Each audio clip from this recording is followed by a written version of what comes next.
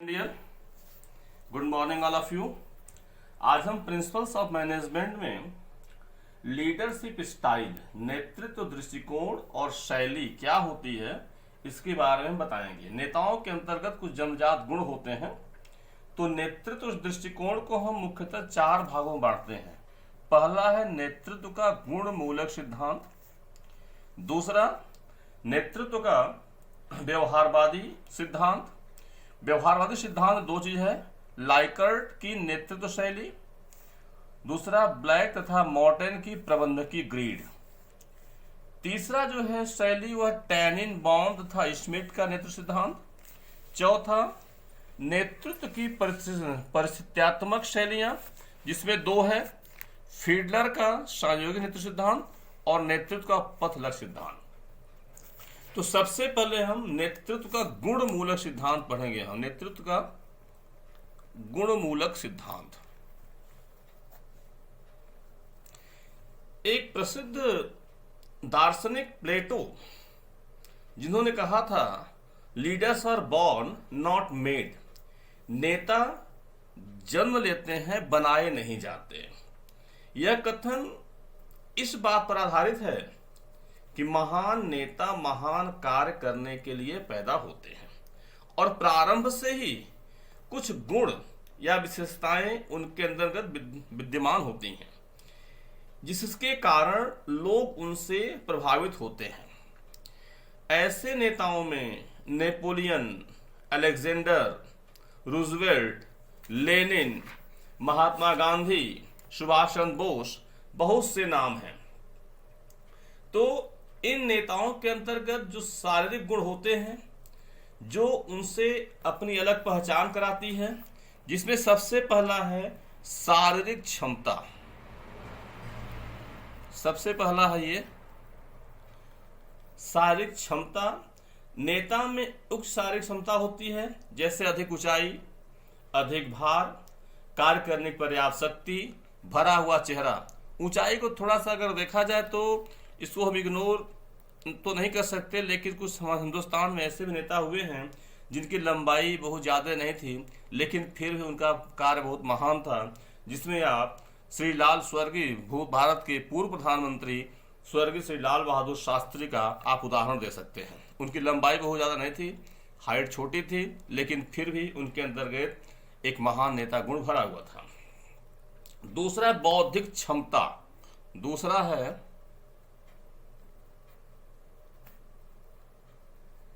बौद्धिक क्षमता। बौद्धिक क्षमता में नेता मुख्य रूप से बौद्धिक रूप से योग्य होते हैं। वो किसी भी तथ्य को समझने की शक्ति रखते हैं, विश्लेषण कर सकते हैं वो, और हर परिस्थिति में एक नया समाधान ढूंढेंगे। नेक्स्ट है इनिशिएटिव, पहल करना। पहल, इनिशिएटिव मतलब होता है कि नेता के अंदर एक पहल करने की शक्ति होती है। वो प्रत्येक कार्य को करने के लिए सबसे पहले आगे आते हैं, फिर उनका अनुकरण और दूसरे लोग करते हैं। चौथा निर्णय शक्ति। चौथा है ये निर्णय शक्ति। निर्णय शक्ति मतलब नेता के अंदर प्रत्येक परिस्थिति में निर्णय लेने की क्षमता होनी चाहिए। वो प्रत्येक कार्य के लिए हर दशाओं में अपने विचार को सही और सिद्ध रखते हैं। पांचवा आत्मविश्वास। आत्मविश्वास, सेल्फ कॉन्फिडेंस। नेता के अंदर कूट कूट कर आत्मविश्वास भरा होता है। वह जो कार्य करता है उसे पूर्ण विश्वास करता है और अब किसी भी आलोचक की चिंता वो नहीं करता है। गलती से अगर मुंह से कुछ गलत बातें निकल जाती हैं तो उसको सही करने का प्रयास करता है। नेक्स्ट परिपक्वता, मैच्योरिटी। परिपक्वता, मैच्योरिटी। नेता परिपक्व होते हैं। वे जल्दबाजी में या भावावेश में कोई निर्णय नहीं लेते हैं। अपने अनुभव तथा धारणाओं के आधार पर खरा सिद्ध होने पर ही निर्णय वह लेते हैं। नेक्स्ट एग्रेसिवनेस, आक्रामक। आक्रामक मीन्स नेता कुछ आक्रामक दृष्टिकोण के होते हैं। वे अपनी विचारधारा का अनुमोदन पाने के लिए विनम्रता से भी पेश आ सकते हैं, प्रार्थना भी करते हैं, लेकिन कभी कभी अगर विनम्रता या प्रार्थना से काम नहीं आती है तो दूसरों पर वह आक्रामक तरीके से अपना प्रभुत्व जमाने का प्रयास करते हैं। नेक्स्ट, 8वां, दायित्व वहन क्षमता। दायित्व वहन क्षमता। नेता में दायित्व वहन करने की क्षमता होती है। वह अपने दायित्व को पूरा करने के लिए अपने अधीनस्थों को प्रेरित करते हैं। इससे बहुत सारे उदाहरण हैं जो आप देख सकते हैं। जैसे अगर एक राजा है, अगर मान लीजिए कहीं लड़ाई वगैरह में हार रहा है तो अपने सैनिक को वो नेतृत्व कर सकता है, अपने सैनिकों में एक नया जान फूंक सकता है।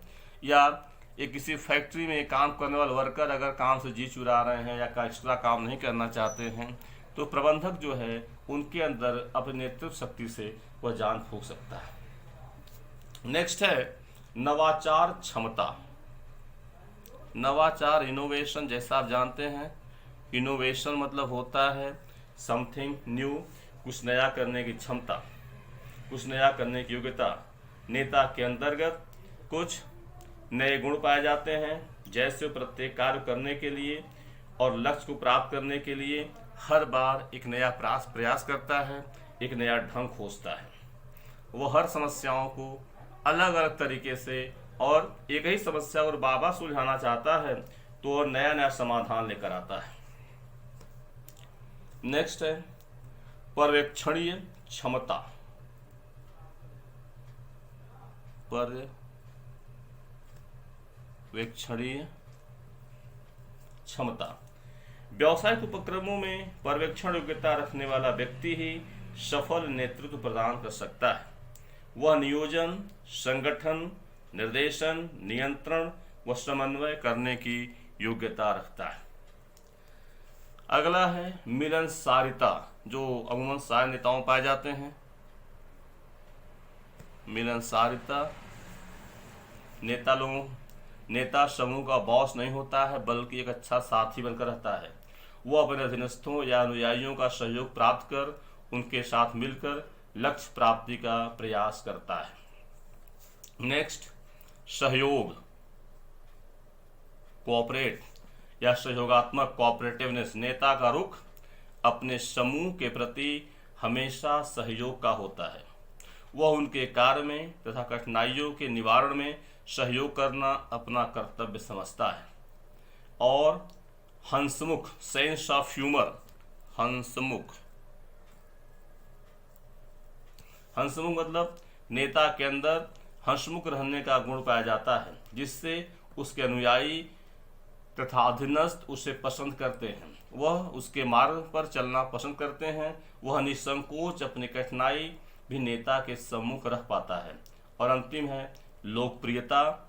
नेता अपनों के बीच हमेशा लोकप्रिय होता है। अगर वो लोकप्रिय नहीं होगा तो किसी के नेता वह नहीं बन सकता। दूसरा हम जो बताएंगे व्यवहारवादी।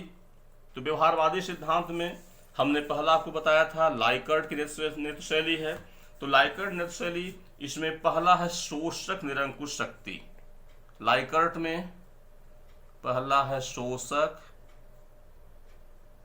निरंकुश शैली।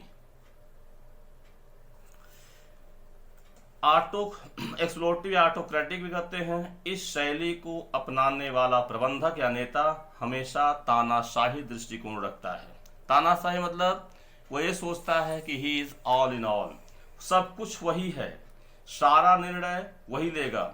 वह हमेशा अपने अधीनस्थों को आदेश देता है, अधीनस्थों विश्वास नहीं करता, उन्हें दंड दिखाता है, भय दिखाकर काम करने के लिए प्रेरित करता है। तो इस सिद्धांत के अनुसार पर कार्य करते हैं कि या तो आदेशानुसार कार्य करो, अन्यथा आपको यहाँ से निकाल दिया जाएगा। हम प्रबंधकी नेतृत्व शैली के प्रबंधक और कर्मचारियों के मध्य पारस्परिक सद्भाव जारी वह नहीं रखता है। दूसरा है ऑटोक्रेटिक, उदार निरंकुश शैली। उदार निरंकुश शैली इस शैली को अपनाने नेता प्रबंधक स्वयं निर्णय नहीं लेता, बल्कि अपने कर्मचारियों को अपनी कंपनी नीति और निर्धारित क्रियाविधि द्वारा वह कार्य करने के लिए प्रेरित करता है। वैसे ही अधिकांश अधीनस्थ का आदेश भी वह प्रदान करता है, कभी कभी उनकी बातें वह सुन भी लेता है और उन्हें कार्य करने के लिए पुरस्कार और दंड दोनों की व्यवस्था करता है। तो इसे प्रबंधक अपने अधीनस्थों के सहयोग से काम करता है। तीसरा, परामर्शदात्री शैली। परामर्शदात्री शैली कंसल्टेटिव, इस शैली को अपनाने वाले प्रत्येक प्रबंधक अपना लक्ष्य निर्धारित करने और कार्य संबंधी निर्णय लेने के लिए अधीनस्थ कर्मचारियों से परामर्श करना पसंद करते हैं। उनका अधीनस्थों में पर्याप्त मात्रा में विश्वास रखता है और प्रबंधक द्वारा उन्हें कार्य पूरा करने के संबंध में स्वयं निर्णय लेने की प्रवाह शक्ति दी जाती है। और लास्ट है इसमें पार्टिसिपेटिव ग्रुप स्टाइल, सहभागी मतलब इस शैली को अपनाने वाले प्रबंधक या नेता अपने अधीनस्थों पर पूर्ण विश्वास करते हैं। सभी कार्यों में उनके विचारों व धारणाओं को सुना जाता है और उनमें से रचनात्मक विचारों को प्रयोग में लाया जाता है और उन्हें पुरस्कृत किया जाता है। अधीनस्थ अपने प्रबंधकों के साथ वैचारिक आदान प्रदान में पूर्ण स्वतंत्रता तथा भयमुक्त वातावरण का अनुभव करते हैं और प्रबंधक को पूर्ण सहयोग प्राप्त करते हैं। तो इस तरीके से हमने आपको नेतृत्व दो शैली बताई है, नेतृत्व गुणमूलक सिद्धांत और व्यवहारवादी। गुणमूलक में इतने सारे सिद्धांत हैं, 10 या 12 हमने बताया आपको, लेकिन यह 4 जो नेतृत्व की व्यवहारवादी है, शोषक जिसमें वो तानाशाह होता है, आदेश देना जानता है, निरंकुश जिसमें वह लोगों से सलाह लेता है, परामर्श कार्य करने के पहले परामर्श लिया जाएगा, और अंत में सहभागी है जहां सबकी सहभागिता जरूरी है। इसके बाद हम दूसरा आपको ब्लैक मॉर्टन और टेनबाउम का विश्लेषण अगले वीडियो में करेंगे। तब तक धन्यवाद।